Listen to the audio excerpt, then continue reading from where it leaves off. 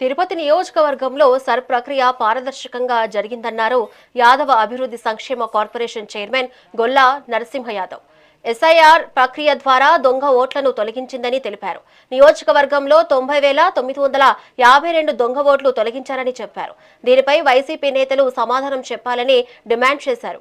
దొంగ ఓట్ల నమోదుకు సహకరించిన అధికారులపై ఈసీ చర్యలు తీసుకోవాలని కోరారు. అలాగే కూటమి ప్రభుత్వం 2 ఏళ్ల పాలన పూర్తి చేసుకున్న సందర్భంగా ఇంటింటికి కూటమి ప్రభుత్వం కార్యక్రమాన్ని ప్రారంభించినట్లు తెలిపారు. సుమారు ఆ రోజు మేము 60 నుంచి 70 వేలు ఉంటాయేమో అనే ఒక దీంతో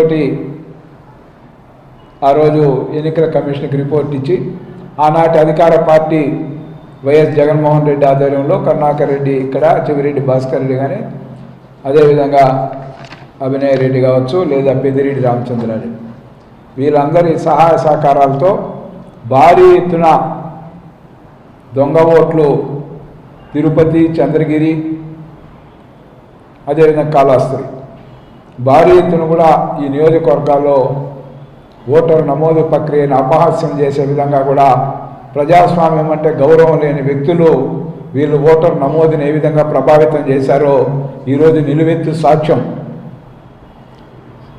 సర్వ సంబంధించి 24వ తేదీ కంప్లీట్ అయితే సుమారు తిరుపతికి సంబంధించి చూస్తే 90,952 ఓట్లు కనపడలా.